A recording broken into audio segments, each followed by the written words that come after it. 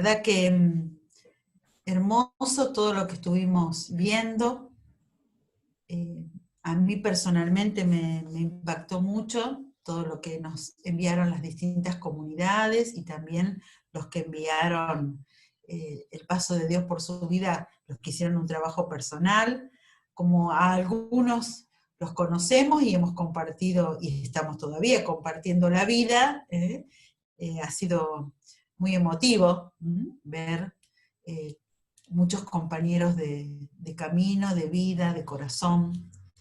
Y después, esto que planteábamos con el padre Néstor, ¿no? De recorrer esa realidad de Dios tan humanada, tan entre nosotros. Ese Nazaret, ese lugar del hágase, ese lugar del silencio, donde todo se gesta.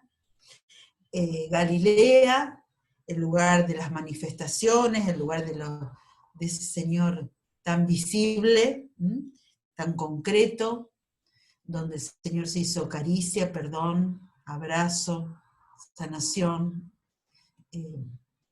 donde se hizo pastor, donde se hizo compañero de camino, ¿no? Y fue eligiendo a sus discípulos. Jerusalén, el lugar de la pasión, de la muerte, donde comienza, si nos ponemos a pensar, una nueva etapa de silencio también, porque el Señor no va a responder con palabras, sino que toda su pasión y muerte va a ser una gran palabra de Dios. Y después la Pascua, y con ese ícono, ¿no? Que nos afirma, nos sostiene, nos anima y nos envía de que la vida es más fuerte que la muerte y que la muerte ha sido vencida. Todo esto nos habla de que hay un modo, un conocimiento, un modo de conocer, un modo de vivir con las cosas, de vivir con los vínculos, de vivir nuestra realidad cotidiana, que se llama conocimiento simbólico. Ese conocimiento es un conocimiento indirecto y ve al mundo más allá de lo sensible y concreto.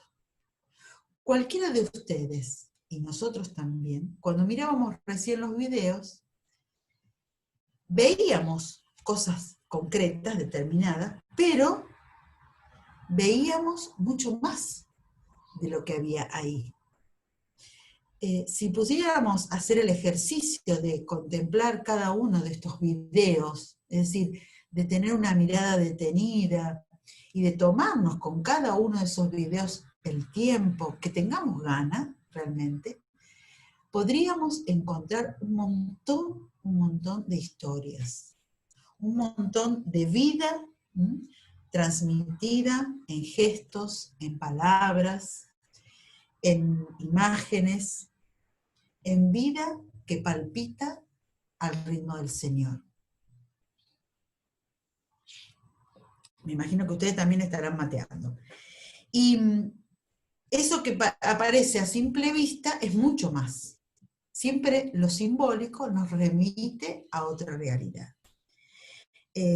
Esto que hemos hecho es una manera de ejercitarnos y de educarnos en el dejarnos interpelar, es decir, dejarnos asombrar, dejarnos cuestionar, dejarnos movilizar, dejarnos conmover, dejarnos que se nos hable de otros modos que no sea la palabra hablada.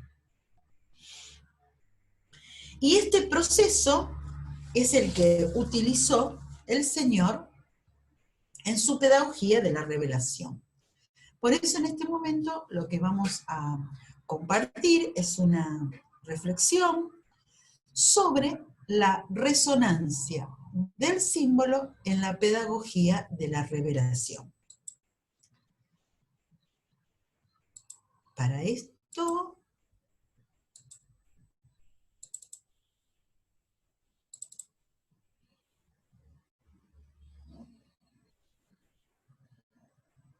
vamos a comenzar esta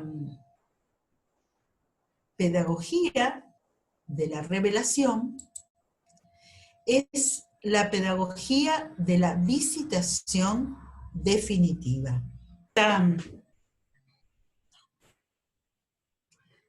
Decíamos que esta pedagogía de la revelación es el modo en que el Señor nos quiere visitar definitivamente. Esa pedagogía de la revelación es el modo en que nos habita plenamente. Es el modo en que el Señor hace su historia de salvación y permanece en ella. Por eso ahora nos vamos de alguna manera a detener, a reflexionar un ratito sobre la resonancia del símbolo en la pedagogía de la revelación. Y para eso vamos a comenzar explicando algunas palabras, o mejor dicho, diciendo qué queremos decir cuando decimos determinada palabra. Resonancia y símbolo son dos palabras que a cada una de las personas que la escuchamos podemos darle, o a lo mejor, un matiz distinto, una definición distinta. Por eso nos vamos a poner de alguna manera de acuerdo en qué queremos decir cuando decimos, por ejemplo, resonancia. Fenómeno que se produce cuando algo tiene tal potencia de irradiación que hace que los demás vibren. Hablamos de resonancia en la música, hablamos de resonancia en la imagen, hablamos de resonancia en las palabras, en las experiencias. Cuando la imagen, la música, la palabra, una experiencia concreta, apenas se da, se comunica, se expresa, podríamos decir, comienza a provocar una vibración en los demás, una movilización, una resonancia que se propaga, que se comunica, que se contagia. Y de esa manera, quien recibe esa vibración comienza a vibrar. No de la misma manera, sino de una manera original, de una manera nueva. Soy movido, me mueve, me conmueve, y al vibrar yo y comunicar esa vibración, lo vuelvo a hacer de una nueva manera. En estos videos que veíamos de las comunidades o de la vida personal de algunos, en este paso de Dios, hemos visto cómo el Señor justamente ha hecho vibrar a cada uno de ustedes. Y en ese vibrar produjo una resonancia. Esa vibración, ese encuentro con Él, esa quizá experiencia fundante, vibró de tal manera que en todo se veía que después esa vibración había generado nuevos gestos, nuevas actitudes, misiones, distintas expresiones de esa fe descubierta o iniciada, y cómo eso fue creciendo. Entonces, ahí vemos claramente ejemplos de qué significa resonancia. Lo que empezó en otro, comienza en mí. Me lo dio, me lo compartió. Y yo tengo dentro el sonido del otro, al cual le agregué el mío. Y comienzo de una nueva manera a brindarlo a los demás. Pero esa nueva manera es posible porque hubo un primer, podríamos decir, poseedor de esa vibración que la hizo resonar en mí. Por lo tanto, la palabra resonancia es riquísima en posibilidades de vida. Y vamos a ver cómo la usó más adelante magistralmente Dios Padre en su revelación. En esta ocasión vamos a hablar concretamente de resonancia del símbolo. Por eso vamos a ver qué es el símbolo. Una realidad que contiene a otra. La realidad en general tiene capas, tiene niveles, y esas capas más externas nos llevan a descubrir y a conocer nos invitan a ver y a degustar, podríamos decir, de las más interiores y más profundas, de las que están ocultas. La capacidad de transmisión que tienen los símbolos tiene que ver con las personas, con los vínculos, con las experiencias. Los símbolos se hacen más densos cuando los he compartido con alguien. Fíjense que en estos videos vamos a ir siempre remitiéndonos al trabajo que ustedes nos enviaron, para que ustedes vean cómo esto que a lo mejor nos suenan con palabras más difíciles quizá, o expresiones que por ahí uno no está acostumbrado a usar, cómo tiene que ver con lo cotidiano, que cualquiera de ustedes de los que vieron en sus historias, muchos han compartido a lo mejor las mismas experiencias, pero cómo en cada uno produjo una resonancia distinta. ¿Por qué? Porque eso que vibró en mí, vibró en mi hermano, vibró en otra comunidad, en cada uno vio la vida propia desde la persona, desde la experiencia. Y generalmente nosotros, en nuestra experiencia comunitaria, en esa diversidad de vibraciones, esta comunidad tiene una nueva vibración para compartir y otra comunidad de otra manera. Por ahí son experiencias similares a las que se vivieron, pero la resonancia es distinta. Por eso vamos a dar un pasito más y a decir que el símbolo es una realidad que muestra a otra, una realidad que remite a otra, y ese símbolo es propio de cada contenido, mejor dicho, de cada, continente, de aquellos que lo generaron, de aquella experiencia vivida que generó ese símbolo. Estas dos palabras, resonancia y símbolo, Dios las va a usar de una manera original y genial, porque el modo en que Dios eligió para compartirse con nosotros, los cristianos y la teología lo han llamado siempre revelación. Y esta manera de llamar el modo de compartirse Dios con nosotros es toda ella resonancia y toda ella símbolo. Vamos a ver, ¿qué es la revelación? Es lo que le pasa a una persona cuando quien la habita es Dios. Cada uno de nosotros hemos conocido de alguna manera a Dios. Él ha salido a nuestro encuentro, nos ha primereado. Si bien nos ha puesto desde el primer minuto de nuestra existencia la sed de Dios, Él es el que se nos ha hecho encontradizo. Y desde el primer momento nos ha habitado. Y por eso, cuando nosotros vamos compartiendo nuestros vínculos, nuestras experiencias, vamos mostrando este Dios que nos habita. La revelación también es la realidad habitada por Dios. Esto que hablamos de contemplar, ¿cuántas situaciones de nuestra realidad nos hablan de Dios? ¿Cuánto nos habla la naturaleza, por ejemplo, de Dios? De que está habitada por Dios. Y no solo la naturaleza, sino un montón de situaciones. ¿Cuánto nos habla esta pandemia? ¿Qué nos dice? Está habitada por Dios. ¿Qué nos dice? Revelación también es lo que pasa en un vínculo cuando está habitado por Dios. En nuestra relación con los otros, con los hermanos, en nuestras relaciones de amistad, en nuestras relaciones laborales, en nuestra relación con las personas de nuestra comunidad.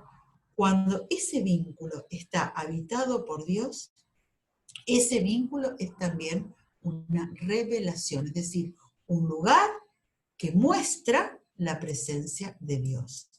Entonces, esa persona, esa realidad, ese vínculo, es un ícono, porque ya no es fríamente un vínculo, no es fríamente una realidad, no es fríamente una persona, es una realidad, una persona, un vínculo que habla, que anuncia, que comunica la presencia de Dios, que dice algo de Dios. Por eso es un ícono. Entonces, ¿qué sería un ícono? Es una realidad humana habitada por Dios, un vínculo humano habitado por Dios, de tal modo que se pone a resonar en la frecuencia de Dios. Y todos los que ven a esa persona, a ese vínculo, a esa realidad, ya no van a ver solamente a eso, sino que van a comenzar a percibir la presencia de Dios. Y van a resonar con Dios, ya que esa persona que ven, o que escuchan, o que sienten, o que palpan, está impregnada y empapada, habitada por Dios. Qué importante detenernos a pensar cuánto necesitamos crecer en interioridad como discípulos para que esta habitación de Dios plena en nosotros tenga los latidos del Maestro. Y entonces quien nos vea, lo vea. Quien nos escucha, quien comparte con nosotros distintas situaciones, distintos vínculos, lo vea y sienta que Él está realmente habitándonos, no solo en lo personal, sino en lo comunitario. Toda la pedagogía de la revelación, podemos decir, es el modo que Dios inventó y eligió para compartirse con nosotros en íconos, a través de íconos. Esa pedagogía de la relación está impregnada de realidades humanas habitadas por Dios. Esas realidades que encierran esa visitación definitiva de Dios y que no se va a escapar, no se va a ir de ese lugar, de esa habitación en la cual ha hecho su morada. Por eso decimos que la revelación es simbólica. Vamos a ver algunos ejemplos de cómo y dónde esa pedagogía de Dios es simbólica. Por ejemplo, Moisés tenía esos encuentros con el Señor y el pueblo, cuando lo veía, después de esos encuentros, se encontraba con que Moisés era un ícono muy poderoso y que resonaba fuerte. ¿Por qué? Porque tenía un rostro resplandeciente. Entonces, los que vivían con Moisés, justamente percibían que ese encuentro con Dios era algo muy especial. Y no soportaban, no aguantaban tanta habitación, podríamos decir, ¿no? Tanto asombro, tanto deslumbramiento, tanto transformación en su persona. El pueblo de Israel va a descubrir también que el monte era un lugar de esa presencia, era un lugar habitado y había que descansarse. También el templo era un lugar habitado y por eso había necesidad de preparar el corazón. Israel descubre que había que sacarse las sandalias, había que preparar el corazón, había que hacer silencio, había que despojarse de otros habitantes para poder percibir al habitante principal. Había que dejar sus ídolos de barro, había que despegarse, desapegarse, desprenderse de todo aquello que no era Dios para que los habitara Dios. Y tuvo que reconocer a los golpes que el pueblo estaba habitado especialmente por Dios. El pueblo estaba visitado privilegiadamente por Dios. El pueblo era un ícono. Pero de pronto llega el ícono prometido. Llega un hombre con nombre, el más habitado, el que es la parábola del Padre Eterno. Ya no es alguien que va a hablarnos de Dios o nos va a llevar a la realidad de Dios, sino que es Dios mismo. Es el ícono perfecto del Padre. Jesús es la visitación de Dios. Y de ahora en más, Dios nos habita en Jesús. Podemos decir con absoluta confianza, con una gran fe, con esperanza, que Jesús es el ícono del Padre, es ícono del Espíritu Santo, es presencia y habitación de Dios, de una manera única y original. Cada uno de nosotros vamos a poder mostrar algo de Dios, una pincelada, pero Jesús lo muestra todo, porque Él es Dios mismo. ¿Y dónde lo empezaron a ver? Sus discípulos y el pueblo, a ese Dios mismo, en los gestos de Jesús, en el modo de mirar, de tocar, de caminar, al sanar, al lavar los pies, al curar. En los sentimientos de Jesús, en su compasión, en su conmoción, en la tristeza, en el gozo. En los vínculos que Jesús va creando, que se transforman en íconos que hacen presentes a Dios. Pensemos en los vínculos de Jesús con las mujeres de su época. Pensemos en los vínculos de Jesús con los leprosos, los endemoniados, los enfermos, los más débiles, los más pobres, los más vulnerables, diríamos.